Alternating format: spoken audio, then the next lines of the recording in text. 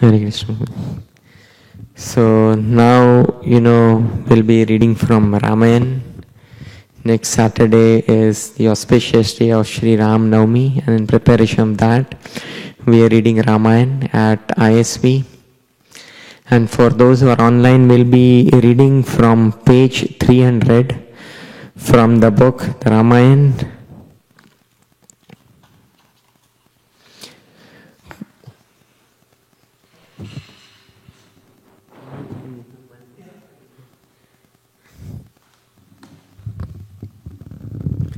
Sorry, Prabhu, you were saying something? Okay.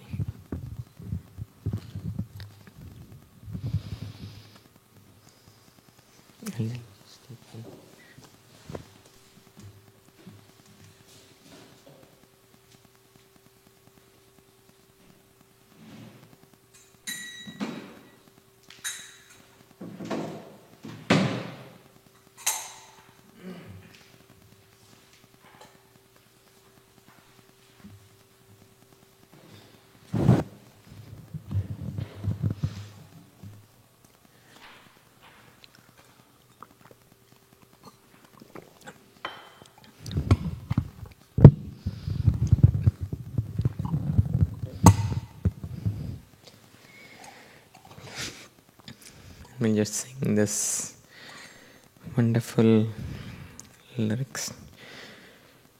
Jaya Radha Madhava Kunja Bihari Radha Madhava Kunja Bihari Gopijana Vallabha Girvaradari Ya Gopijana Vallabha Girvaradari Shodanandana Vraja Janaranjana Shodanandana Vraja Janaranjana Yamuna Tira Vanachari Yamuna Tira Vanachari Jaya Radha Madhava Javihari Radha Madhava Javihari Jaya Gopijana Vallabha Girvaradari Jaya Gopijana Vallabha Girvaradari Yashodanandana Vraja Janaranjana Yashodanandana Vraja Janaranjana Yamuna Tira Vanachari Yamuna Tira Vanachari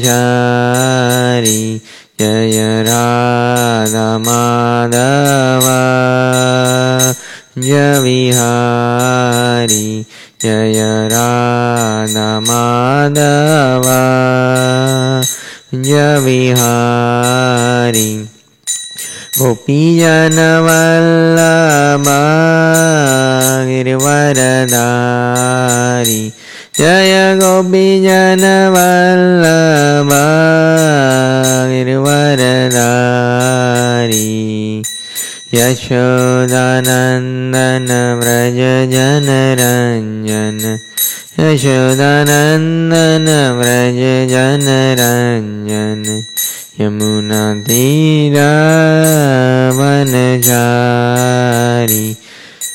Yamuna Tira Vanachari Jaya Radha Madhava Javihari Jaya Pijana Vallabha Varadari Yashodanandana Vraja Janaranjana Munatira Vanachari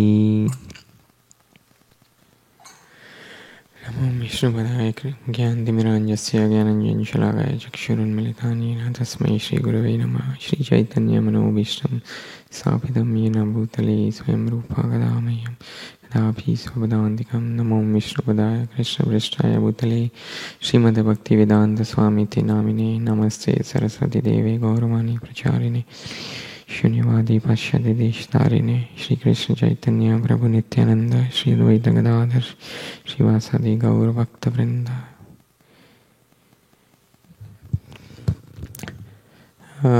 Once again we'll be reading from page number 300. We'll be continuing our reading of Ramayana as part of our preparations for the upcoming festivals of Ramayana.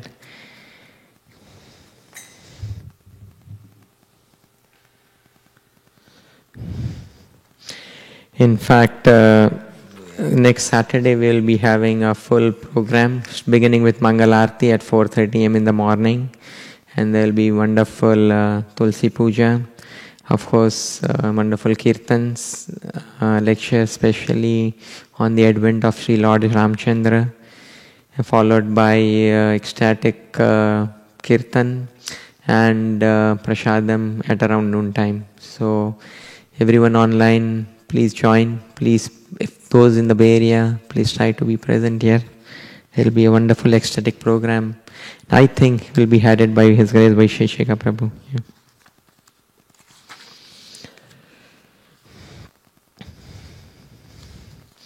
Okay, so I'll be reading from Sita Admitted.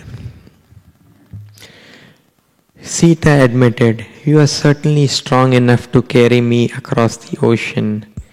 However, I do not think it is such a good idea. What if I become faint? What if I become faint as you dash across the sky and fall into the sharks and crocodile-infested water? Moreover, when the Rakshasas rally and attack you, you will be fully engaged in fighting with them. What will happen to me? Even if you somehow manage to kill all the Rakshasas, this would only serve to diminish the glory of Ram. Oh Hanuman, since I am completely devoted to my husband, I do not want to touch the body of anyone else but Ram. When Ravan kidnapped me, I was helpless and had no choice. However, Ram must come here himself to rescue me after killing the wicked Ravan. This act alone would be worthy of enhancing his glorious reputation." Hanuman replied, "I appreciate your statements, which are just befitting the chaste and righteous wife of Ram. I will now leave, but first, please give me some token that I can give to Ram to help me convince him that I actually met you."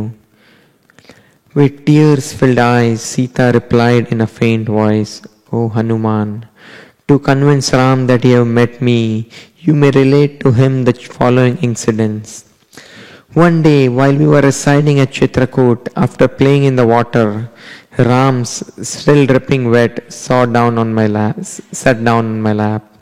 At that time, a crow came and began pecking at me, as though eager to eat my flesh. I picked up a lump of dirt to throw to scare it away. But the determined crow remained on the scene, hiding near mine.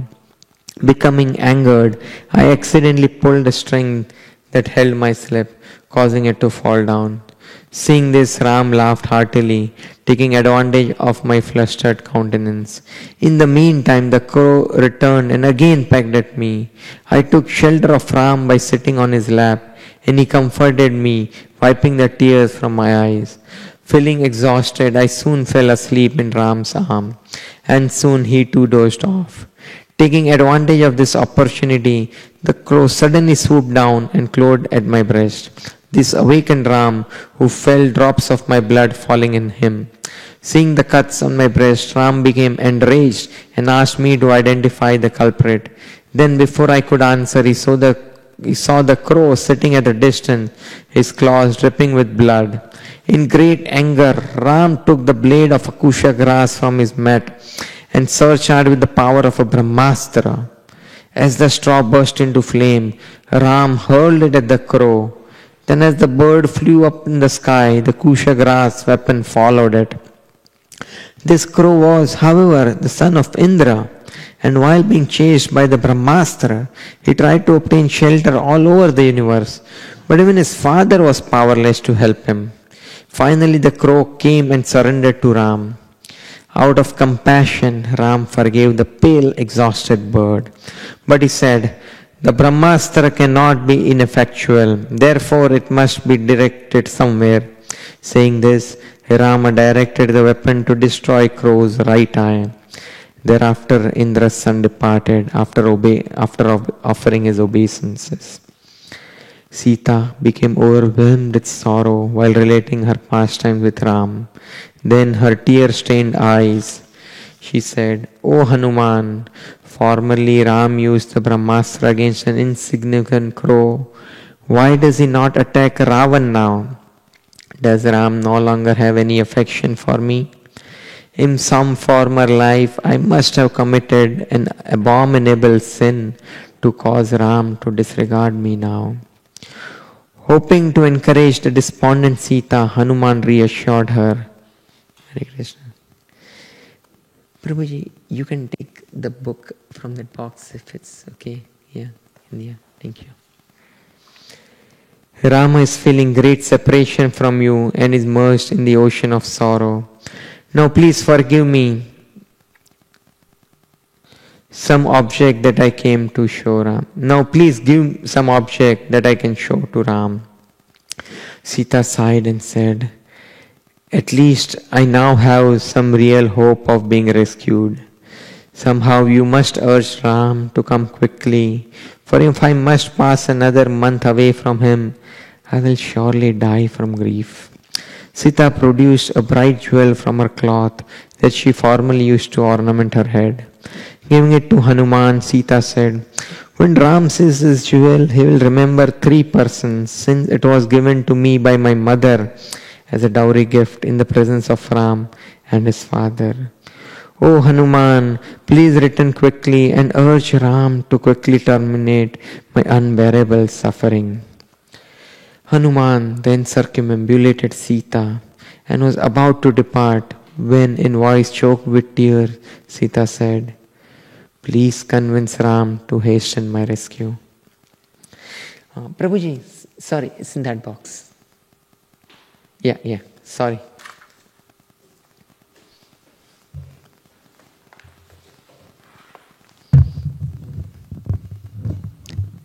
Yeah, thank you. Hanuman replied, do not worry, soon you shall see Ram, Lakshman and all the heroic monkeys as they come here to slay Ravana and the Rakshasas. Sita pleaded, please stay for just one more day. By your association I have gained small relief from my intolerable miseries. Oh, why do I even bother to raise my hopes? How will the monkeys be able to cross the vast ocean? I do not think that even Ram and Lakshman have the capacity, but only Garuda, Vayu or yourself, Hanuman. I know you could rescue me single-handed. However, I request that you somehow enable Ram to kill all the Rakshasas and save me, for that will eternally enhance his glorious reputations. Once again, we are on page 303. Hanuman replied, all the monkeys in Sugriva's army are equal or superior to me. Surely they will easily reach Lanka. It is only inferior persons like myself that are sent on errands. Please give up all doubts for good. If need be, I will cross over the ocean carrying Ram and Lakshman on my back. Sita then replied, O Hanuman, I again urge you to see that my rescue is hastened. I do not know how much longer I shall be able to survive under these conditions. I will give you one more message for Ram. Remind him of the time he painted my cheeks with a red mineral to replace the decoration that had worn off. As Hanuman prepared to depart, Sita repeatedly implored him to hasten her rescue. Hanuman then considered, my mission would not be complete without ascertaining the true strength of Rakshasas. Therefore, I shall destroy this Ashoka Gru, the pleasure garden of Ravan, just to provoke his anger. When the king of Rakshasas sends his army to attack me, I will destroy it and then return to Ram. Thereafter, Hanuman started knocking down and uprooting Ashoka trees. He stirred up the ponds and crushed the hilltops. Then, after practically destroying the entire garden, he made his stand at the entrance. Upon hearing the frightened screams of the birds and animals, along with other sounds created by Hanuman's rampage, the Rakshashi's guards awoke with a start. Seeing Hanuman's huge form standing at the garden entrance, their hearts filled with terror. The Rakshashis surrounded Sita and asked, "Who is this creature? What are you and he conversing about?" Sita denied knowing who Hanuman was, saying, "He must be ferocious Rakshasas. Seeing you all Rakshasas, it is you that you should know him, not I. I too am terrified by his huge, frightening appearance." While some of the Rakshasas remained guarding Sita's, others went and reported the matter to Ravan. Reverentially bowing to their king, the Rakshasas said, "A huge powerful monkey has come here. After talking to Sita, he devastated the entire Ashoka Gru, except for a small area where Sita stays. When we asked Sita about him, however, she claimed not to know him." Ravan immediately became enraged and dispatched 80,000 fierce Rakshasas to go and capture Hanuman. When the army came before him brandishing their weapons, Hanuman further expanded his form and began lashing his tail violently, making a sound so loud that it reverberated throughout Lanka. Hanuman then challenged, "I am a servant of Lord Ram. If I like, I can kill 1,000 Ravanas." As Hanuman roared menacingly, the Rakshas were struck with fear. Regardless, they began attacking him from all sides. Hanuman grabbed an iron bar lying at the gate, and while flying through the air, he slaughtered the whole Rakshasas army. The few survivors hurried back to Ravan to inform him of the massacre. Upon hearing the news, Ravan's eyes rolled with rage. He then ordered the extremely powerful son of Prahasta, named Jambumali, to go and fight Hanuman. Meanwhile, Hanuman began to destroy the immense temple of the Rakshas's guardian deity located in the Ashoka Gru. As he climbed up the edifice, which is as big as a large hill, Hanuman tore it to pieces with his claws, making crashing sounds that reverberated throughout Lanka. Hanuman shouted, "May there be victory for Ram and Lakshman. My name is Hanuman, and I will now destroy Lanka within the sight of Rakshasas." Although the sound of Hanuman's voice struck terror into their hearts, the 100 guards of the sanctuary took up their weapons and surrounded him. The enraged Hanuman then broke off one of the temple's columns, and assuming a terrible aspect, he whirled the columns around so that fire was generated as he struck other pillars. Thus, as Hanuman destroyed the guards with their blazing pillar, the entire edifice became engulfed in flames. Again and again, Hanuman shouted, "Let there be victory for Ram and Lakshman and the monkeys." Jambumali then arrived on the scene, riding upon a chariot drawn by donkeys, while the twinkling of his bow filled the entire sky with its awesome vibration. Without wasting time, Jambumali struck Hanuman in the mouth with one arrow and his arm with 10 more. As blood covered his entire face, the infuriated Hanuman grabbed a huge rock and hurled it at Jambumali with great force. Jambumali, however, broke it to pieces with 10 arrows. Hanuman then uprooted a large tree and began to whirl it around. Jambumali easily broke the tree into pieces with 4 arrows, even before it left Hanuman's hand. The Rakshasas then pierced Hanuman's arm with 5 arrows and his chest with 10 more shafts and a dart. Hanuman remained undaunted. The great monkey warrior then picked up an iron bar and twirled it forcefully, smashing it against Jambumali's chest. The iron bar hit the Rakshasa so violently that his heads, legs, chariot and donkeys could no longer be distinguished from one another. Hanumanji ki jai. Hearing of Jambumali's death, Ravan became further enraged and commanded the 7 sons of his chief minister to attack Hanuman with a large army. Thereafter, when the Rakshasas approached the Ashoka Guru upon their chariots, they saw Hanuman stationed at the garden's arched gate. The Rakshasas immediately began showering their arrows so heavily that Hanuman was momentarily obscured from view. Hanuman, however, leaped into the sky, thus avoiding their onslaught. Then he charged, roaring loudly. With moments, Hanuman struck down innumerable Rakshasas with his hands and feet, while he tore others to pieces with his nails. Others were crushed by the impact of Hanuman's chest and thighs, while still others simply fell to the ground, stunned with fear from Hanuman's roar. When all 7 of the chief minister's sons were slain, the remaining warriors panicked and fled. Hanuman returned to the archway, awaiting further combat. Ravan then sent 5 of his leading generals along with a large army, saying, "I want you to capture this Hanuman, for he could not be a mere monkey. He must be a super powerful being." Thereafter, Ravan, the Rakshasas' army assailed Hanuman from all sides. The general named Durdhara released 5 arrows and pierced Hanuman in the forehead. This merely infuriated Hanuman, who swelled immensely in size. Then, leaping into the sky, he fell upon Durdhara's chariot like lightning striking a mountain.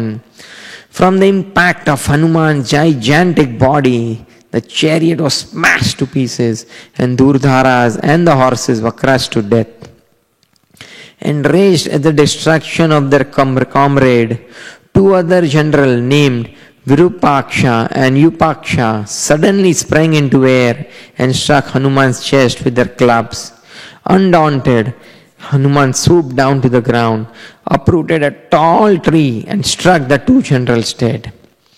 The 2 remaining generals, Prakasha and Bhashakarna, then came before Hanuman and pierced him with a spear and dart, causing his body to become covered with blood. The enraged Hanuman then quickly tore off a mountain peak with all its animal and trees and pounded the 2 Rakshasas into mere pulp. With the 5 generals out of the way, Hanuman effortlessly destroyed the rest of the army. Hanuman killed the horses by wielding other dead horses and crushed elephants with other elephants. He struck at the soldiers with the other slain soldiers and smashed chariots by wielding other broken chariots. After covering the ground with many mutilated dead bodies, Hanuman once again stationed himself at the archway. Upon hearing this massacre, Ravan simply glanced at his son Aksha, who was seated close by. Desirous of battle, the prince, understanding his father's indication, eagerly leapt from his seat in the assembly. He then mounted his mystical chariot, which could travel through the air and was drawn by 8 horses. As he approached the Ashoka Guru, Akshay began showering all his arrows on Hanuman. As he came to close quarters, a fierce duel ensued, which made the earth begin to quake. The sun became dim and the wind ceased to blow. When Akshay managed to pierce Hanuman's head with 3 arrows, Hanuman began to expand his body, while the Rakshasa warrior continued to shower arrows on him. The young Akshay was childishly proud of his strength and came fearlessly before Hanuman like an elephant approaching a covered by grass. After being struck by Aksha's arrow, Hanuman assumed an awesome feature and sprang into the air. Aksha closely followed him while constantly releasing his arrows. However, Hanuman successfully dodged them while coursing through the sky. When an arrow suddenly pierced his chest, Hanuman mentally placed the drill of his enemy, thinking, although a young boy, this Rakshasa is fighting very heroically, and I really do not wish to kill him. However, as the battle progresses, his prowess only increases. If I do not kill him, I may become defeated. Therefore, it behooves me to kill him immediately, just as spreading fire should be extinguished at once. Increasing his speed, Hanuman killed all of Aksha's horse with a slap of his hand, causing the disabled chariot to fall to the ground, smashed to pieces. Aksha took up his bow and sword, jumped from the ruined chariot, and ascended into the sky like a rishi on his way to the heaven. Agile Hanuman, however, caught up Aksha by the legs. Then, spinning around thousands of times, he dashed the son of Ravana violently to the ground. With all his limbs broken and his chest crushed, Aksha gave up his life while vomiting blood. Having witnessed Hanuman's victory, the rishi stayed in the skies, gazed upon him with wonder, while Ravan's heart filled with terror. As Hanuman again stationed himself at the archways, awaiting the next onslaught of Rakshasas, the infuriated Ravana checked his anger and summoned Indrajit, his eldest son. Ravan said to him, in warfare, you are unparalleled and equal only to me. You have conquered the king of heaven along with all demigods and have received weapon from Brahma himself. Now go and do whatever it is necessary to subdue this mysterious enemy.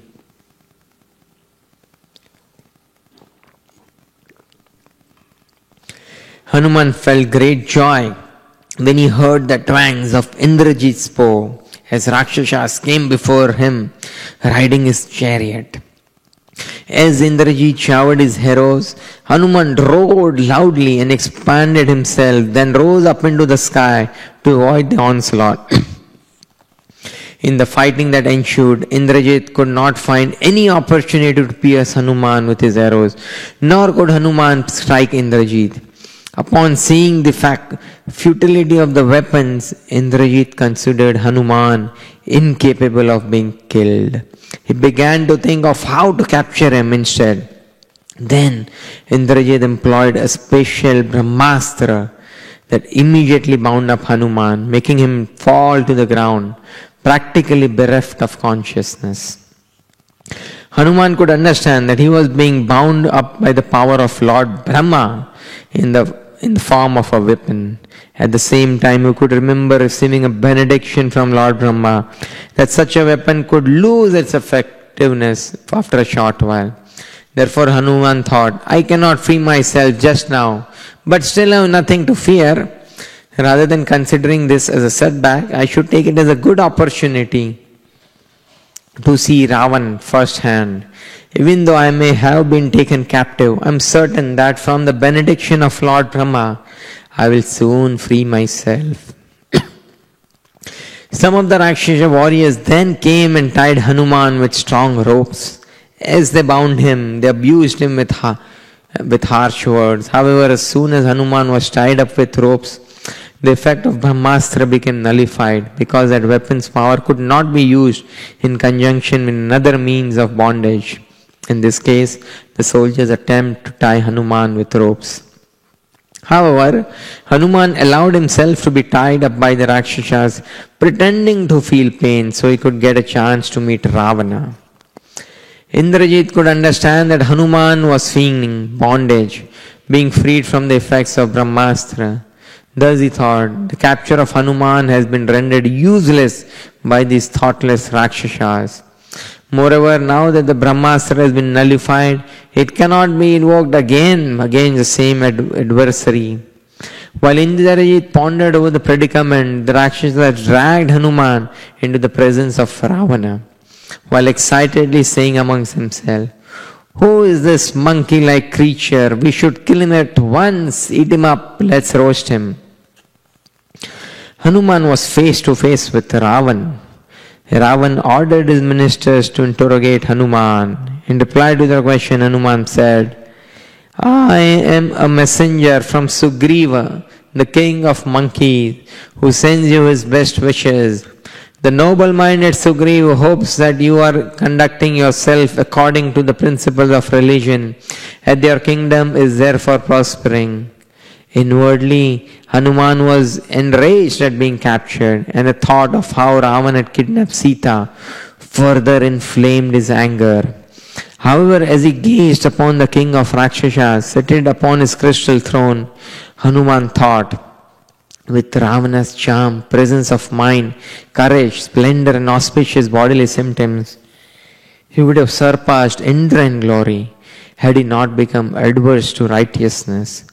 Likewise, Ravan was enraged, yet felt apprehensive while looking at Hanuman. Ravan wondered, "Is this Nandi, the bull carrier of Lord Shiva, who previously cursed me when I mocked him? Or is this Bana, the king of Asuras, disguised as monkey?" Prabhasta, the foremost of Ravana's minister, then assured Hanuman, "If you simply tell us the real reason why you come here, we will let you go free." Hanuman replied, "As a curious monkey, I have simply come here with the desire of meeting Ravana. I knew that an insignificant person like me would have difficult time gaining the king's audience. Therefore, I destroyed the pleasure garden with the hope that I would be captured and brought to the royal assembly. I didn't intend to harm anyone, but when the Rakshasa warriors attacked me, I was forced to kill them in self-defense. Long ago, I received a benediction from Lord Brahma that I could not be bound by any weapons or ropes. Thus, you should know that I have purposefully allowed myself to be captured. The power of Indrajit Brahmastra has already been nullified. Now please listen as I disclose the real reason for my coming here.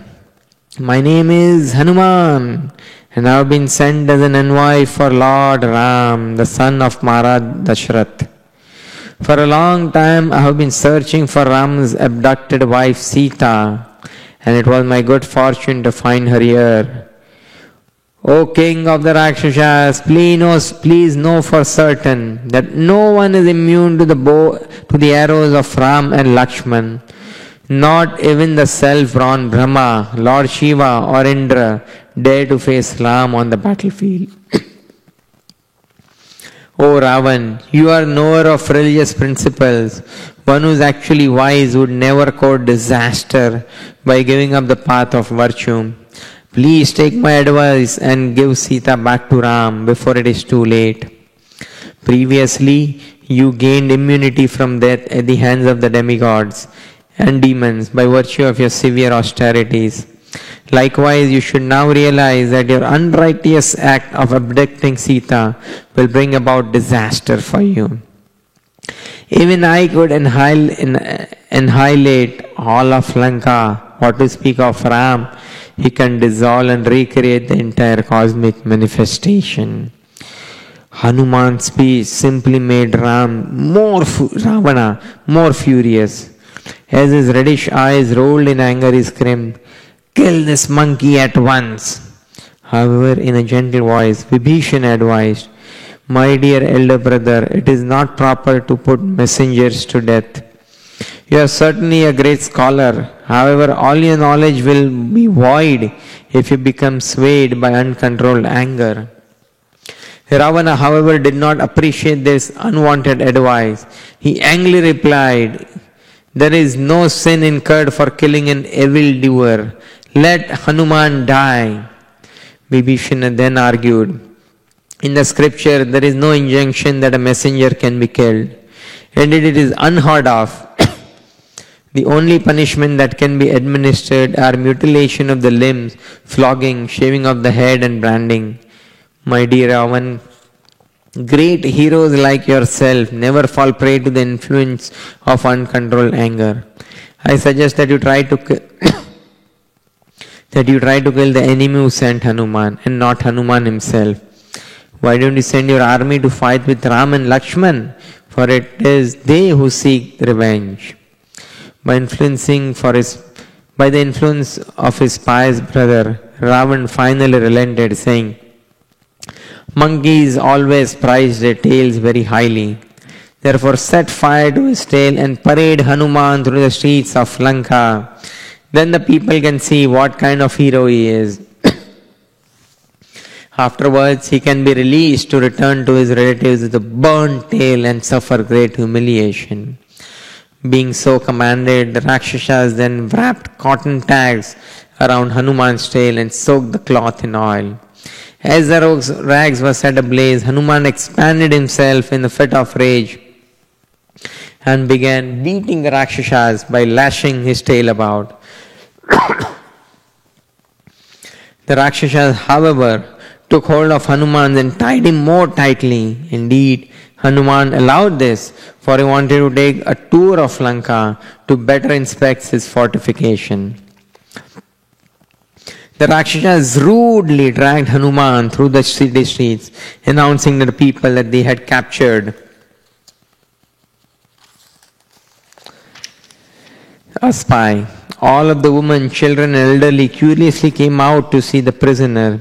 The Rakshasi guard informed Sita of Hanuman's plight. Hearing this, Sita became greatly distressed and meditated upon Agni, praying, "If I have ever earned any pious credit by my devotion and austerities, then let them be utilized so that the fire feels cool to Hanuman." Just then the sacrificial fire maintained by Sita's began to burn mildly. Thereafter the fire on Hanuman's tail burned coolly as Vayu blew icy winds. Hanuman wondered, "Why am I not being burned, although the flames are blazing brightly? And yet it feels as if Rakshasas have wrapped ice around my tail. Surely this is due to the mercy of either Ram or Sita." Then Hanuman considered, "It is not befitting a great warrior and servant of Lord Ram to be bound up and made a laughing stock by these Rakshasas. I have had enough of this humiliation." In the twinkling of an eye, Hanuman slipped from his bounds by suddenly shrinking in size. Then, jumping into the air with a shout, Hanuman instantly assumed his gigantic form and picked up an iron bar lying at the city gates. In a moment, Hanuman killed the guards and then considered, "What else can I do to torment Ravana and the Rakshasas before returning to Ram? Since my tail is ablaze, why not use it to engulf Lanka in a great conflagration?" His mind's made up, Hanuman jumped onto the roof of the Prime Minister's palace, setting it afire. Then jumping from rooftop to rooftop, he ignited a great fire that spread all over Lanka, avoiding only the places of the pious Vibhishana. Hanuman also went with many palaces, including Ravana's. Because of the raging wind, the fire soon blazed out of control, causing the upper stories of the palaces to crumble and crash to the ground. The entire heat melted gold and silver, which then mixed with pearls and other jewels and flowed out into the streets like lava. A great uproar was then heard among the Rakshasas as they tried to save themselves and their possessions. Anguished cries and loud wails reached a pitiful climax as multitude of Rakshasas, horses and elephants were burned. Igniting the fat from the burning bodies, the fire began blazing higher and higher, so much so that it appeared the time of universal destruction had come. In a state of panic, the inhabitants of Lanka exclaimed, "Is this Agni himself ravaging our city in the form of a monkey? Or is it Indra, Brahma, time personified, all the ultimate energy of Lord Vishnu, coming here to destroy us all?" After going around the entire city, Hanuman paused to gaze upon the fire, feeling great satisfaction. Then Hanuman went to the ocean and extinguished the fire on his tail and contemplated his return to Ram. As he again turned to witness the fire consuming Lanka, Hanuman suddenly became filled with a terrible apprehension as he heard the screams of the dying Rakshasas. What a fool I have been to set fire to Lanka, Hanuman thought. What if Sita has also been burned? Just see the result of uncontrolled anger. It is the most sinful trait of the living entity, for it causes him to act indiscriminately. Indeed, what is there that enraged men will not do or say? A person under the sway of anger can murder his own guru or parents and insult the great souls. Only one who has learned to control his anger deserves to be called a human being. If I have caused the death of Sita, then I have killed my master as well, and shall have to give up my life as atonement. To hell with the foolish nature of monkeys, which produces action born of passion and anger. Passionate acts always gives uncertain result. In this case, I may have brought about the mass destruction. If Sita has died, Ram and Lakshman will no longer be able to live. Then one after the other, Bharat, Shatrughna, Sugriva and many others will give up their life. Without the shelter of these exalted persons, all other living entities will gradually become disinterested in life. Thus it may be that I have unwittingly become the cause for the destruction of the entire world. As Hanuman lamented this way, he suddenly observed several auspicious omens and concluded that the virtuous Sita could not have been harmed. Indeed, by the mercy of Ram, even I was not burned by the fire. What to speak of his beloved consort? The purity of her character alone is sufficient to protect her. The strength of her austerities, her devotion to truth, and her dedication to Lord Ram are more powerful than fire itself. All along, the Siddhas, Charanas, and other celestial beings had been praising Hanuman for the heroic exploits. Now, to reassure Hanuman, they informed him that Sita was safe. Overjoyed and relieved, Hanuman rushed to where Sita was staying. Upon seeing her, he shed tears of happiness. Sita again pleaded, "Dear Hanuman, please remain here for just one day. I gain great relief from my burning grief by your association. Indeed, your return is uncertain, as is my survival because of my intense unhappiness. I don't see how Ram, Lakshman and the monkeys will ever be able to cross the ocean. Regardless, you must urge them to come quickly and rescue me, for I do not feel I can remain alive under these circumstances." Hanuman tried to comfort Sita and he assured her of Ram's ability to rescue her. Having made up his mind to depart, Hanuman ascended the Arshita mountain. In eagerness to see Ram after completing his mission, Hanuman began crushing the peaks of the mountain with his feet. Then, as Hanuman expanded his size, the mountain began to crumble. The Gandharvas and the animal residing there began fleeing in fear. Indeed, as Hanuman took his mighty leap, the 30 yojana high mountain sank down until it was level with earth. Sailing through the sky, Hanuman again touched the Manaka mountain with a gesture of respect.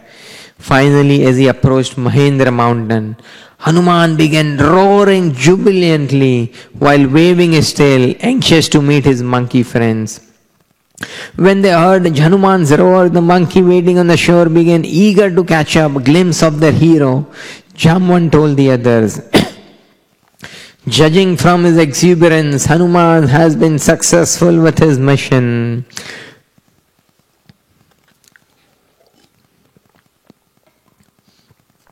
The monkeys began excitedly springing from tree to tree, mountain peaks to mountain peak, waving their clothes. As Hanuman finally came into view, they stood up with their folded hands to watch him descend upon Mahendra mountain. The monkeys gathered around Hanuman, shouting with delight, and presented him with fruits and roots. Hanuman first offered his respects to the elders, including Jamban, and then to Prince Angad. He answered their eager inquiries and information and informed them that he had found Sita. Hearing that Sita was still alive, the monkeys became overjoyed and embraced Hanuman again and again. Thereafter, excuse me, Angad praised Hanuman for his great heroism and devotion to Lord Ram and sat down with Hanuman to talk. Jamban then approached and requested Hanuman to narrate the entire story of his jump to Lanka and subsequent discovery of Sita. As the monkeys eagerly crowded around, Hanuman mentally offered his respects to Sita and related the details of his journey to Lanka, how he found Sita and his desecration of the city. He concluded by saying, because of her constantly being tormented by fear Rakshashis, the gentle Sita suffers unbearable anguish. Although Ravana offers us everything in his possession, Sita scorns him, for she knows no one but Ram as her Lord. Although constant absorption in Ram keeps her alive, Sita will certainly wither away and die if she is not rescued soon. So let us attack Lanka at once and bring Sita back to Ram at Kishkinda. I know that I am able to defeat all the Rakshasas single-handedly as Angad. Think of us, how pleased Ram would be if you not only found Sita but rescued her too. Indeed, I could have easily brought Sita back here with me, but because I did not have your permission, I restrained myself. Angada then said, once out of respect for the Ashwini Kumaras, Lord Brahma blessed their sons, Mainda and Dvidida, that they would be incapable of being slain in battle. Because of this, these proud monkeys were able to defeat the entire army of demigods and forcibly drank their nectar. I think they could easily conquer Ravana. Indeed, since they are here with us, I agree that we should attack Lanka and return to Ram only after rescuing Sita. Jambana said, O Prince, your plan lacks wisdom. You have forgot what we have only ordered to find Sita and to fight her recovery. Even if we were successful, I think that Ram would be displeased, for he vowed before all the monkeys that he would kill Ravana and win back Sita. Angad, Hanuman and other monkeys accepted Jamban's advice. Without further delay, they departed for Kishkinda.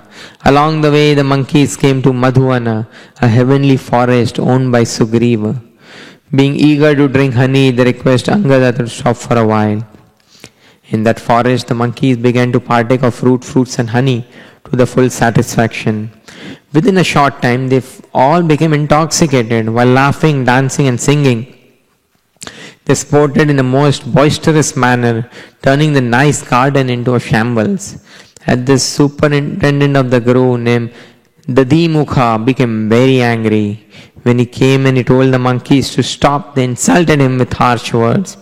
Then, trying to save the garden, Dadimukha began chastising some of the monkeys, pacifying others, and even striking some with his hands.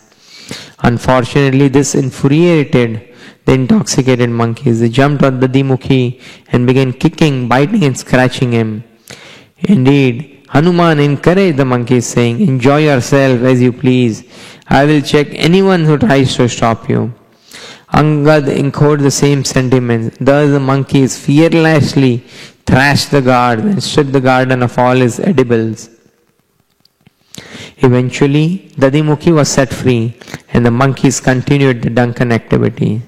Some of the monkeys lay down lazily while others became insulting and boisterous. All the guards then approached Dadimukha, submitting their complaints about the monkeys' behavior. The superintendent assured them he would put a stop to the rampage. Dadimukha uprooted a huge tree and the guards followed him by picking up a huge boulder. As the guard approached, Hanuman and other monkeys prepared to encounter them. Under the influence of intoxication, Angada grabbed Dadimukha, who happened to be his grand uncle, and after throwing him to ground, began beating him mercilessly.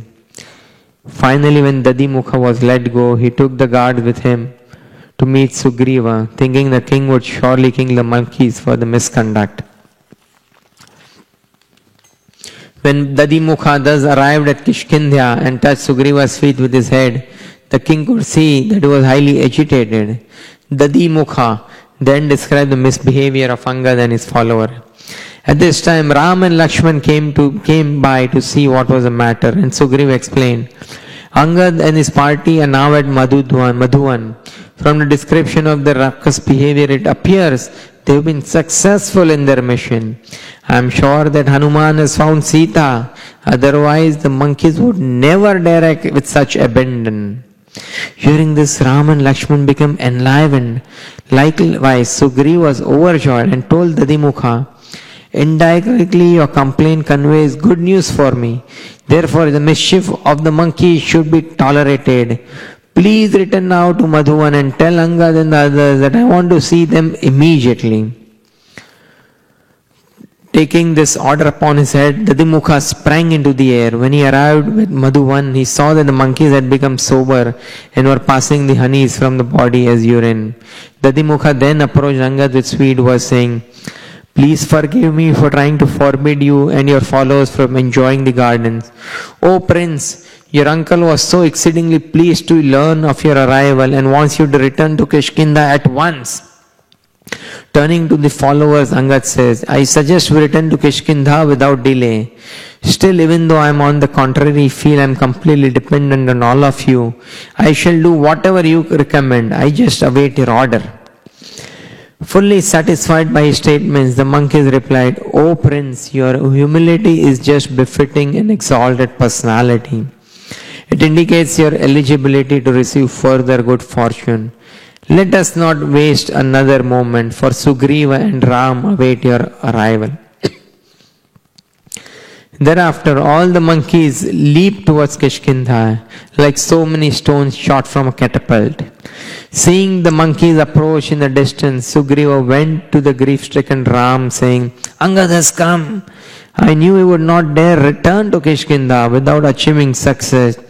And unless he has located Sita, he would never devastate the Madhuvan gardens given to my father, Riksharaj, by my grandfather, Lord Brahma, if he had failed in his mission.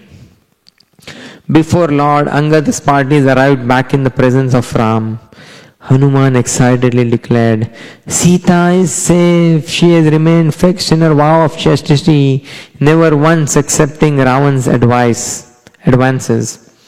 Ram looked upon Hanuman with eyes laden with love and respect. All the monkeys offered their obeisances to Sugriva, Ram and Lakshmana. Unable to contain themselves, they each repeated everything Hanuman had told them about Sita. When the monkeys finally fell silent, Ram said, Describe to me the exact location of Ravan's abode and tell me more of Sita. How does she really feel about me now? All the monkeys then pushed Hanuman forward so he could give an authoritative answer. Bowing to the south, Hanuman related the events leading to his discovery of Sita.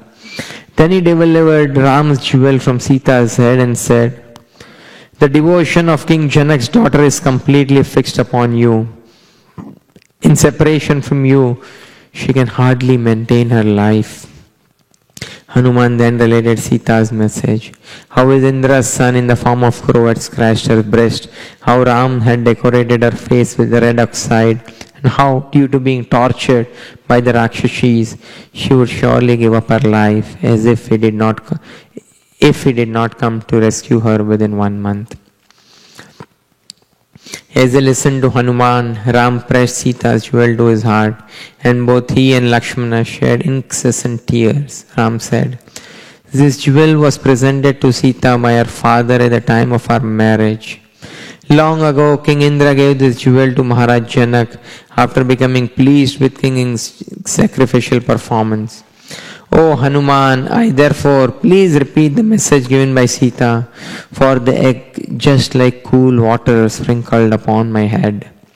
In reply, Hanuman narrated, After Sita finished telling me the story of you chastised Indra's son Jayanta, She said, although Ram is unlimitedly powerful and unconquerable, she does not come here to rescue me.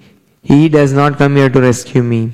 I can only conclude that this misfortune is the result of some terrible sin I committed in a past life. Hanuman continued, I offered to carry Sita back to you, but she refused, for she was unwilling to touch another male. Again and again she said, you must convince Ram to come here quickly to rescue me. My grief is practically unbearable and I do not know how much longer I can go on living. Oh Hanuman, how will Ram, Lakshman and the monkeys ever be able to cross the ocean to Lanka? I know you are able to kill Ravan and deliver me to Ram. However, it is my desire that Ram himself come here to rescue me, so his spotless reputation will be further enhanced. I do not wish to be returned to Ram the way I was brought to Lanka, carried by another. Hanuman concluded, I assured Sita that the other monkeys were superior to me and could easily jump over the ocean to Lanka. I also told her that if necessary, I could carry you to Lakshmana on my back. In this way, I pacified Sita a little. However, considering a precarious condition, I will urge you to quickly advise some means whereby we can all attack Lanka without further delays. So that is the end of the Sundara Khand. We'll be going to the next Khand, which is called the Yuddha Khand. Yuddha Kand, sorry. Not Khand, Kand.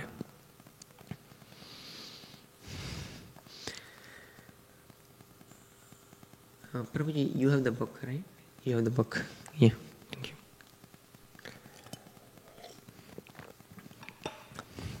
you. The Yuddha Kand. Ram was extremely pleased with Hanuman's extraordinary accomplishments.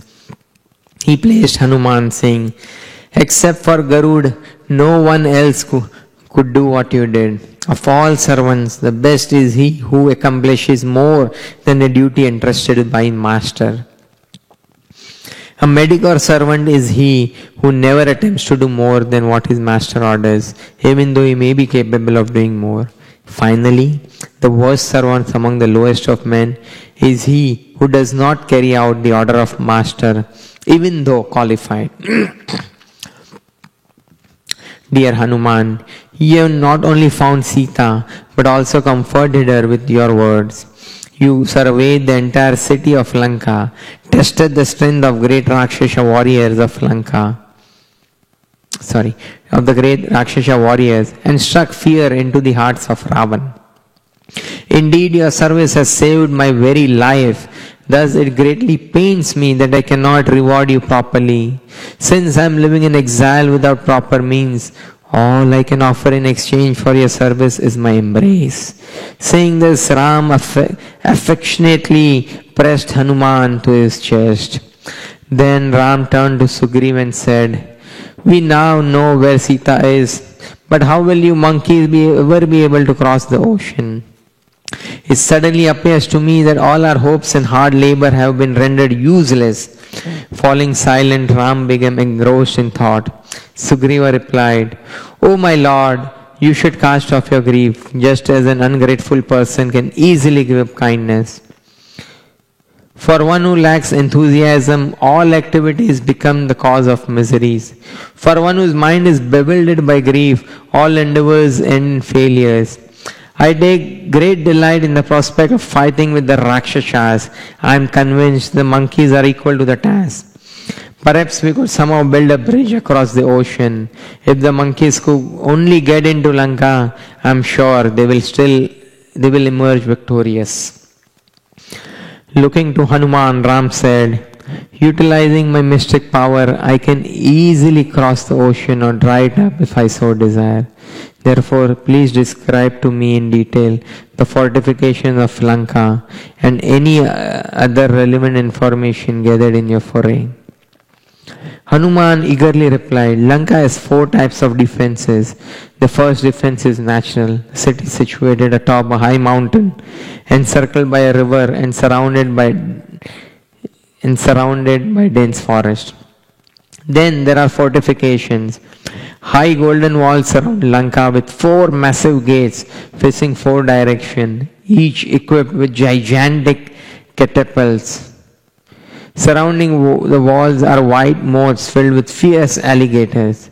4 drawbridges which lead to the 4 gates span those moats. When I set fire to Lanka, I broke all the drawbridges and tore down many sections as well. My dear Lord Ram, may I suggest that only the greatest warriors such as Angad, Vivida, Mainda, Jambuvan, Pansa, Neela and myself jump over to Lanka. We can defeat Ravan without any need to worry about transporting the entire army of monkeys across the ocean. Ram replied, "It is my vow that I shall personally go to destroy Lanka." Turning to Sugriva, Ram said, "The sun is now at the meridian and the auspicious time called Abhijit has arrived. This is the opportune time to begin a military campaign. Likewise, there is trembling in my sight, in my right eyelid, indicating victory. Therefore, quickly assemble the monkey so that we can begin our march to Lanka immediately." Lakshmana and Sugriva applauded Ram's initiative, and within moments, hordes of monkeys emerged from the caves and the wooded mountain slopes. Ram then ordered Neelas, "I want you to march in front of the army. Take some of the monkeys with you and have them spread out in all directions, just in case enemy warriors are waiting to ambush us. Leave all weak monkeys behind, for the conquest we face is formidable." Ram then arranged the army so he was riding upon Hanuman's back in the center of the formation, with Lakshman riding upon Angad. Thus as Sugriva passed Ram's order through the ranks, the army set out to the south. The powerful monkeys marched on with great bravado, roaring like lions and leaping up and down. Sometimes they somersaulted or rode piggyback, or threw each other into the air in sport, appearing cheerful yet playful, aggressive. The energetic monkeys lashed their tails about, uprooting creepers and dislodging stones as they clambered up and down the hills. Traveling along, Lakshman said to Ram, "Look at these auspicious symptoms around us.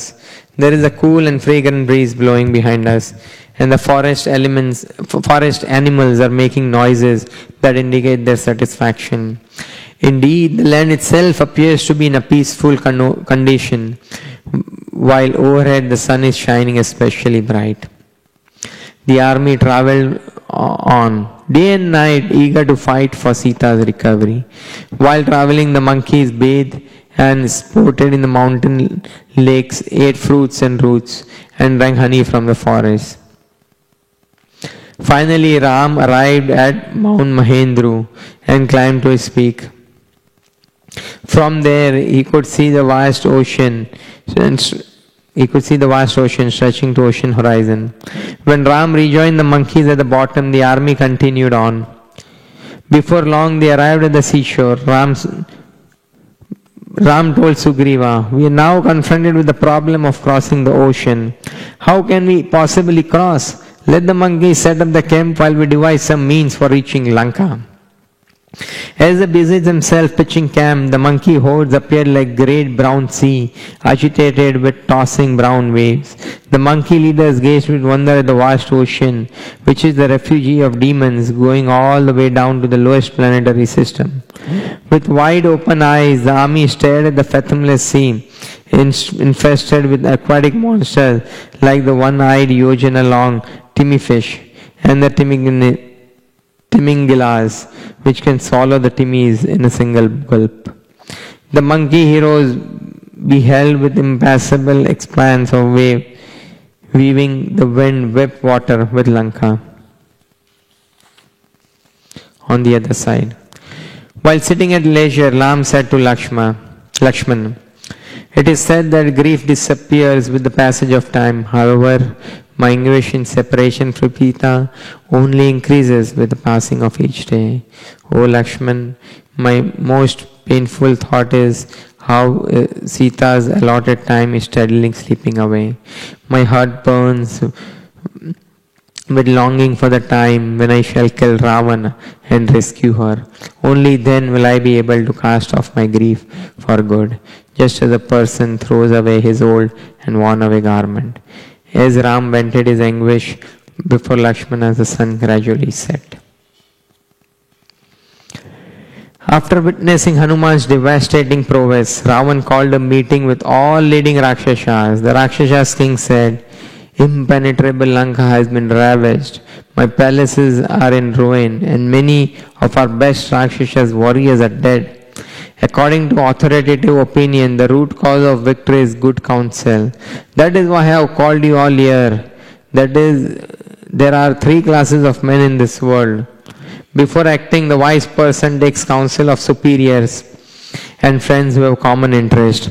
Then, according to their advice, he exerts himself to his fullest capacity, while ultimately depending upon providence. The mediocre person thinks over a matter himself, considering things in the light of his own understanding, and then acts accordingly. The vilest of man are those who entirely give up faith in God and perform the action whimsically without a sense of duty, being unable to properly judge what is beneficial and what is harmful. Such person go ahead and blindly saying, I shall do it no matter what. Similarly, there are three types of advice. Good advice is given after an objective study of the problem and in alignment with religious principles. Mediocre advice is given after a heated discussion of problem and places more emphasis upon self-interest rather than religious principle. Bad advice is that which is given out of false pride or flattery and which does not properly take into consideration the ultimate consequences. I am convinced that very soon Ram will come to attack Lanka with an army of monkeys. His prowess was demonstrated at Janasthan. Thus, I have no doubt he will be able to cross the ocean without difficulty. My dear Rakshasas, all of you are very intelligent. I want your advice about what must be done for our welfare. Ignorant of Ram's strength and eager to please the master, the Rakshasas replied, O king, why should you be afraid? You are powerful enough to defeat all your enemies single-handedly. Just remember how you defeated Kuvera, taking Lanka away from him. Remember how Mayadano fearfully handed over his daughter Mandodari to you. Why should you even bother to worry? You can rest peacefully while your son Indrajit annihilates Ram and all the monkeys before they even cross the ocean. Previously, after defeating all the demigods, Indrajit arrested Indra, the king of heaven, keeping him captive at Lanka. Only at Lord Brahma's request was Indra allowed to go free and resume his heavenly post. Raman's commander-in-chief, Prahas, then said, We have conquered the demigods, Danavas, Gandharvas and Pisachas. Why should we be afraid of these mortals?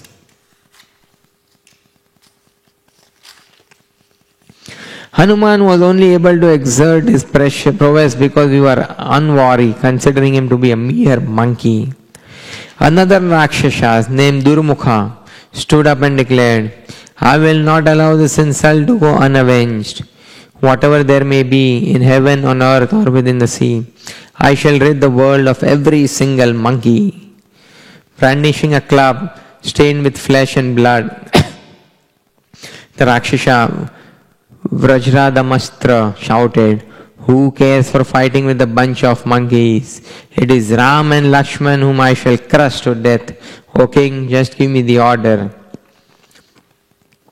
Another Rakshasa's name, Vajrahanu, as large as a hill, boasted, O king, remain here and conduct your business as usual. Drink wine and make merry while I attend to Ram and Lakshman and their army of monkeys. Indeed, many of the Rakshasa heroes boasted of their prowess, assuring Ravana that they could conquer the enemy single-handedly. Brandishing their weapons, the agitated Rakshasas were poised for combat when Vibhishana politely restrained them. When they were seated, the pious Vibhishana said, My dear elder brother, the wise have advised that violence should be resorted to only after the other three tactics of conciliation, gifts, and dissension have failed. Even then, violence only succeeds against those who are evil and wary, under siege by another enemy, or doomed by fate. Rama is supremely powerful and virtuous and eager for revenge. How can you hope to defeat him? Sita's abduction is the root cause of our present crisis. You should return her to Ram before his arrows destroy Lanka and all its inhabitants. After hearing Vibhishan's advice,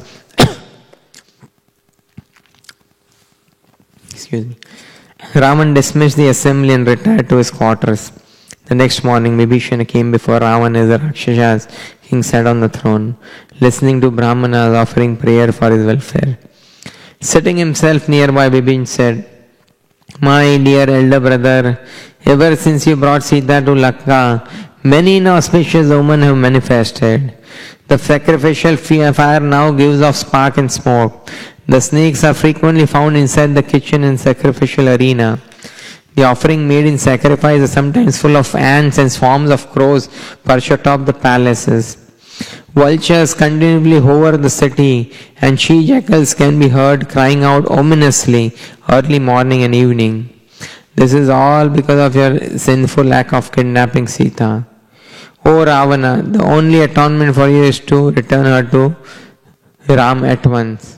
I speak to you honestly, whereas your other ministers simply flatter you because they are afraid of incurring your displeasure." Because Ravan was overwhelmed by his desire to enjoy Sita, he became angry upon receiving his brother's sagacious advice.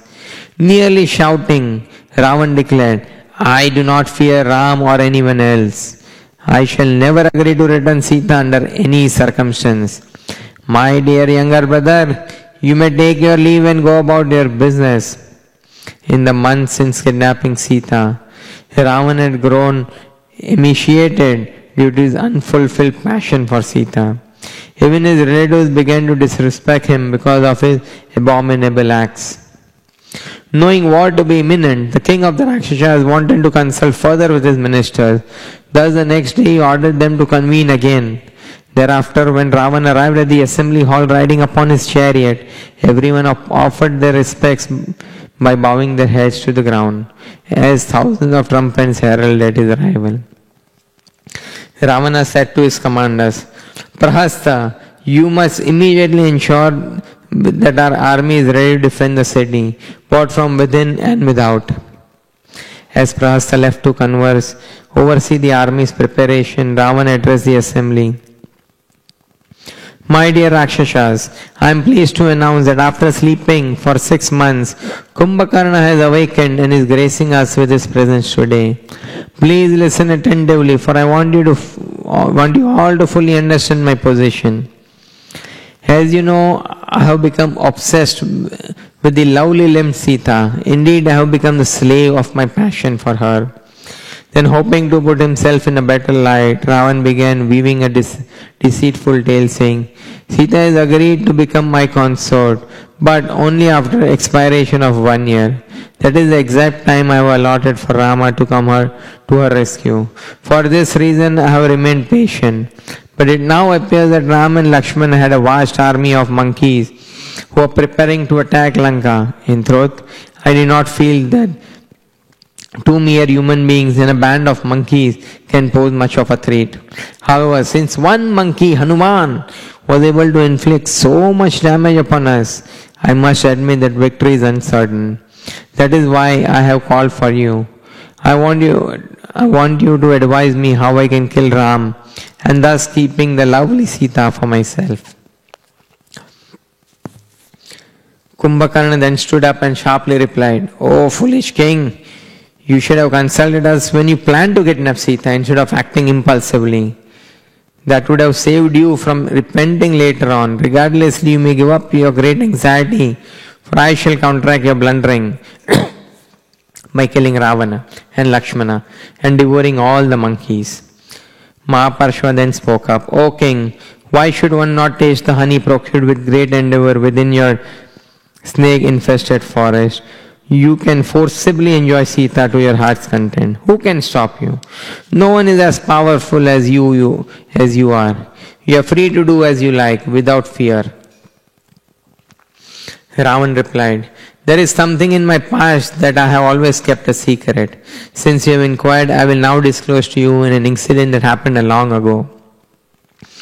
Once I happened to see an Apsara of incomparable beauty named Punjikasthali, who was on her way to offer her respects to the universal grandsire Lord Brahma.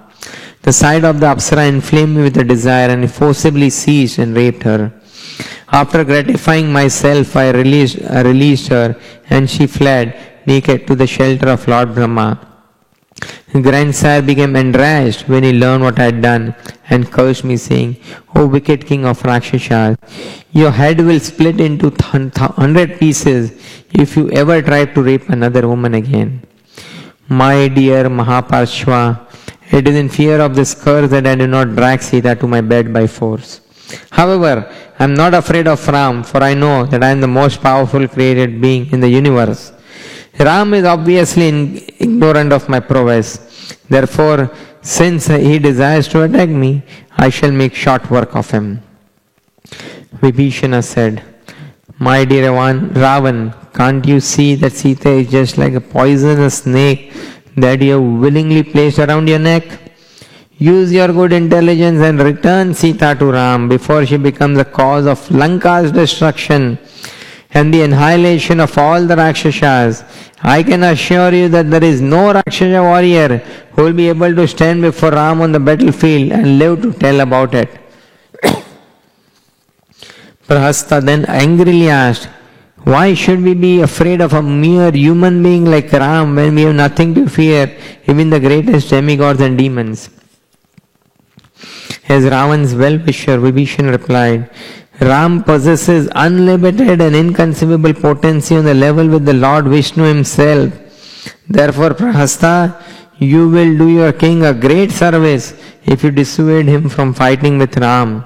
Instead, you are now performing great disservice by encouraging Ravan to fight. Turning to Ravan, Vibhishana said, I am only thinking of your welfare when I say you should return Sita to Ram. The minister who measures the relative strength of the king and his enemy and then gives advice accordingly is the true well-wisher. Unable to tolerate his uncle's word any longer, Indrajit hotly interrupted. Vibhishan, you are simply a coward and a eunuch. Your advice has no place in this assembly, for it is devoid of courage and heroism.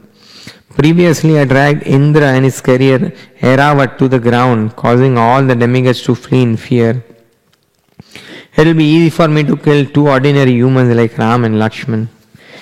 Vibhishan harshly replied, you are but a mere boy.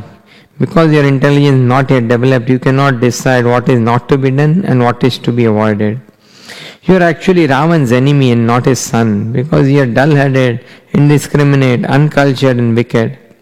Sita should be given back to Ram along with generous gifts so that Rakshasas may continue to live peacefully. Ravan also got tired of hearing Vibhishan's contrary advice. To chastise his youngest half-brother, he said, it is better to live with an enemy or a poisonous snake than one who claims to be a friend but is actually a traitor, especially if that person is one's own brother. It appears that one's own relative rejoices the most at their family member's misfortune. Once when some elephants saw the untold approaching with the snares in their hands, they recited the following two verses. Fire and weapons we do not fear, they dangerous are the so-called near and dear. They are the ones we take the special pains to make sure that we are all put in chains. From cows we derive milk, in brahmanas we find austerities, in women we see fickleness, and from relatives we are put into danger. Vibhishan, you are envious of me, that is why you cannot tolerate the honor I receive. If anyone else has spoken as you did, I would have killed him at once. You, O wretched half-brother, are a disgrace to our noble family. Enraged by Ravan's rebuke, Vibhishan rose up with club in hand, along with 4 of his followers, and declared, O king, although you are my superior, I can no longer tolerate your words, for you have chosen to follow the path of a religion. Flatterers who only utter unpalatable words are easy to find. However, persons who actually speak for one's benefit, even though the truth may be unpalatable, are very rare. O Ravan, I have only given you advice with the hope of saving you from meeting the death at the hands of Ram. You have rejected my advice. However, you are free to do so. Thus I wish you well, O brother, but I shall no longer remain here with you. Vibhishan and his followers departed, and within 1 hour reached Ram's camp.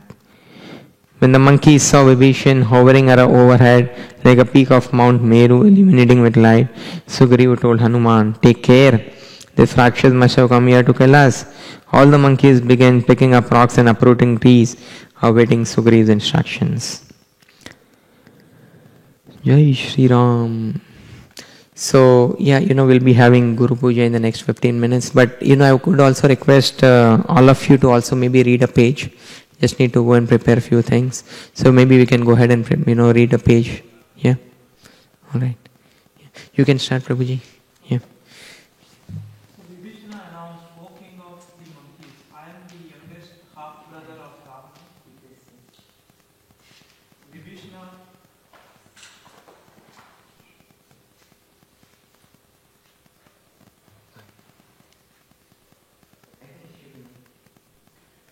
Vibhishana announced, O king of Vibhishana announced, O king of monkeys, I am the youngest half-brother of Ravana. As a former minister to Ravana, I advised him repeatedly to return Sita to Ram. After being rebuked by Ravana with harsh words, I have left my home, wife and children to take shelter at the lotus feet of Rama. Please go and tell him of my intentions. Sugriva went to Rama and said, one of the enemy Rakshasas has arrived. Although he says he has deserted Ravana, he cannot be trusted. Indeed, one can never place any trust in a Rakshasa. He must be a spy. If we believe in him, then when we at least expect it, he may do us great injury. I suggest that he be killed immediately. Rama, however, went to the other monkeys headed by Hanuman and asked their opinion. The monkeys replied, Dear Lord Rama, you are the knower of everything. Therefore, we can understand that you are inquiring from us just to honor us.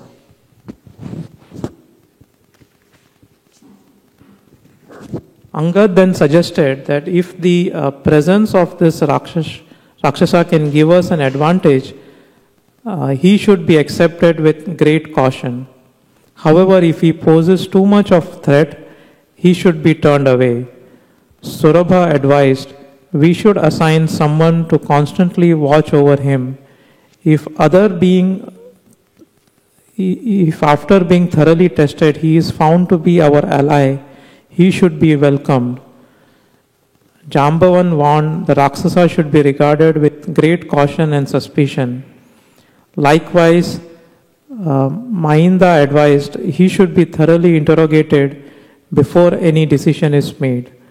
The ever-wise Hanuman, gifted in the art of speech, then said, we do not have time to test Vibhishana. In my opinion, he has come here in all sincerity, hoping to take shelter of Lord Rama. He has understood that Ravana is wicked and that Rama is the supreme emblem of purity and righteousness. His peaceful demeanor and considerate speech indicate the honesty of his purpose, for a deceitful person cannot remain so composed. It is not possible for anyone to fully conceal his inner intentions. The facial expression always gives some clue into one's thought. I think Vibhishana should be accepted as our ally without reservation. Although Ram was pleased by Hanuman's statement, Sugriva said, since Vibhishana has deserted his half-brother at a time of adversity, it should be understood that there is no one he would not betray.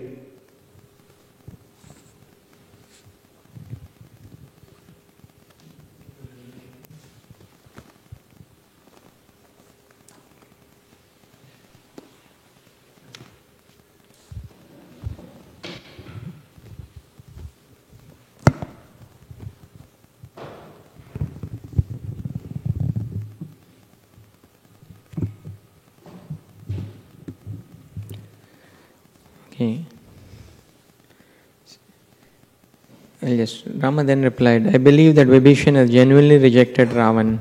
Such dissension often occurs in royal family. Let us welcome him as our ally. Still unconvinced, Sugriv meekly protested, he may have been sent by Ravan, therefore to be safe we should immediately capture and kill him. If we accept him, he may turn on us at any moment. Ram smiled and said, do you truly think this Rakshas could hurt me? With a mere tip of my finger, I could kill all the Rakshas and demons. Please listen as I tell you the following story. Once there was a hunter who caught a pigeon in his snare. Afterward, he took rest under the nearby tree. The wife of the captured pigeon was residing in that tree, and upon seeing that the hunter had come to her house, she offered him ample hospitality. Indeed, since she had nothing else to feed the hunter, the bird offered him her own flesh to fulfill her obligation to receive a guest. Ram continued, O Sugriva, since a mere bird acted in this way, what can be said of a man like myself? There are many places in the scripture where it is stated that when an enemy arrives with folded hands, he must be protected by all means. The great sage Kandu, who had commented that it is only out of fear or folly that one would act otherwise, thus incurring sin. Moreover, as the Supreme Personality of Godhead, it is my eternal principle that if any living being takes shelter of me, even one saying, I am yours, then I award that person freedom from all fear. Even if Ram were to come here to surrender unto me, I shall give him all protection. Sugriv's heart became filled with love upon hearing Ram's sublime statement. With tears in his eyes, he admitted, O Ram, your words and deeds are always just befitting a supreme position. I too feel that Vibhishana is sincere. Therefore, let's friendship be made without delay. After being assured of a safety, Vibhishana descended to the earth and fell down flat at the lotus feet of Lord Ram. In the mood of full surrender, he explained, I am the youngest half-brother of Ravan and my name is Vibhishana. Although I instructed the Rakshas king for his benefit, he rebuked me harshly. Therefore, I have abandoned my home, family and possession and left Lanka to engage in an unalloyed devotional service. I now place my life in your hands and beg you to bless me with your causeless mercy. While lovingly gazing upon Vibhishan as if drinking him with his eyes, Ram requested him to describe the strength and weakness of the enemy. In reply, Vibhishan said, because of receiving benediction from Lord Brahma, Ravan has become immune to death at the hands of demigod, Gandharvas, Daityas, Danavas and Nagas. Indeed, he cannot be killed by any creature except human beings, whom he considered to be too insignificant. Ravana's youngest brother Kumbhakarna is as huge as a great mountain and as powerful as Indra. The commander-in-chief of Rakshasas is Prahasta, who once vanquished the Yaksha hero Manibhadra at Mount Kailash. Likewise, there is Ravana's son Indrajit, who is equal to his father in all respects. He wears impenetrable armor and after propitiating the god of fire, he is able to make himself invisible on the battlefield. There are millions of other Rakshasas headed by Mahodara, Mahaparshva and Akampana. All of them are very fierce and can change their forms at will. Ram then said, O Vibhishan, I am well aware of Ravan's prowess. I give you my word that after killing him and all of the other Rakshasas warrior, I shall install you upon the royal throne at Lanka. In turn, Vibhishan assured Ram that he would help him to conquer Lanka. Ram was very satisfied with his devotee. After warmly embracing Vibhishana, he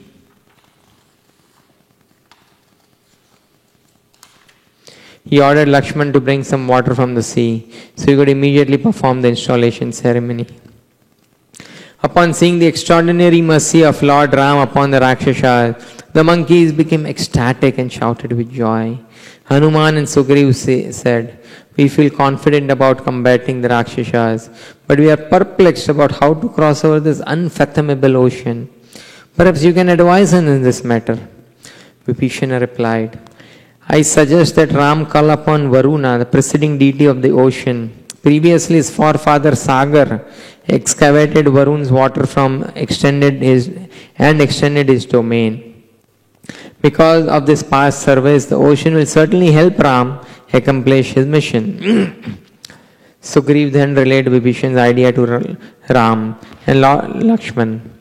Ram thought it would be a good idea, but nevertheless replied to Sugriv, "I shall do whatever you and Lakshman decide." Sugriv and Lakshman readily agreed with Vibhishana.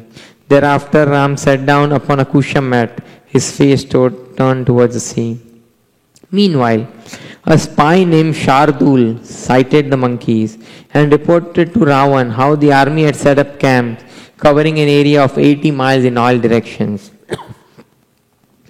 This perturbed Rakshas king then ordered his envoy Shuka to approach Sugriv and deliver the following message: "I have never done any harm to you. Therefore, why are you preparing to attack Lanka?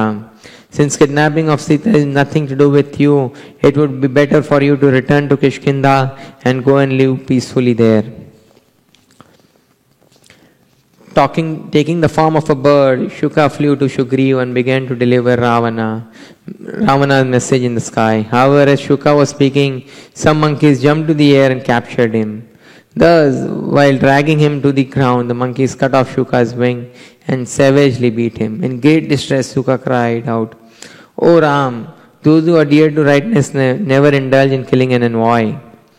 Ram intervened, and after being let go, Shuka once more rose in the sky, asking Sugriv if he had any message for Ravan. Sugriv replied, "Just, you may tell your master this, O Ravan, you are just like a stool or of your dynasty. For you wish to enjoy the wife of another. Therefore, as a consequence, when my army swarms over the sea to Lanka, Ram will kill you and all your relations." Angada then said, "This bird does not appear to be an envoy, but a spy, who will convey information about us friend to the enemy. Therefore, he should be arrested at once." Taking this as an order, the monkeys again sprang into the air, capturing Shuka again, bound him with ropes. Shuka then again appealed to Ram, and he was mercifully assured him he would be set free once they reached Lanka. Thereafter, Ram solicited Varuna, the preceding deity of the ocean, with befolded hands. Ram was determined to reach Lanka by any means and was prepared to kill the ocean god if he refused to cooperate. When 3 days and nights passed without response from the ocean deities, Ram began greatly irritated. Addressing Lakshmana, he said, "I can now practically see that in this material world, the good qualities of patience, forgiveness, and politeness are useless when dealing with persons bereft of all virtues. In this material world, such rascals give more respect to persons who are impudent, aggressive, harsh in speech, and who runs about advertising themselves. Because of my mildness and forbearance, the ocean considers to be important. Thus, he will not decline to come before me. Lakshmana, give me my bow, and I will teach this ocean a lesson. Watch as I dry up the water. Then the monkeys can march to Lanka on foot without difficulty." His anger blazing like fire, Rama stung his mighty bow and twanged it powerfully, causing the entire earth to tremble. Rama shot his arrow deep into the water, agitating the entire ocean, causing high tossing waves and terrifying the entities living within, including the Nagas and Rakshasas. Then, as he invoked his supreme powerful Brahmastra, Lakshman put his head on Ram's bow and said, "My dear brother, please restrain. Your anger and do not release any more arrows. Surely there must be more noble means for drying up the ocean and facilitating the monkeys to cross over to Lanka. Even the great Brahmarishis from the vantage point in the sky were terrified to see Ram's uncommon exhibition of anger. Ignoring Lakshman's plea, Ram picked up the Brahmastra arrow and threatened the ocean. I will now dry up all your water. So all that remains is a desert of sand. O God of seas, since you are too proud to render service unto me, I shall utilize my own prowess to see that monkeys can cross to Lanka on foot. We will end here. We'll be starting Guru Puja. But once again, for all the devotees, next Saturday is Ram Navami, and we'll be having a wonderful lecture in the morning. Wonderful program actually, beginning with Mangal Aarti at 4:30, followed by Tulsi Puja, Kirtan, of course, wonderful lecture, followed by Prashadam at 12. So I request everyone to be here in person. Okay, Jai Shri Ram. Jai Shri Ram. Thank you very much. Hare Krishna.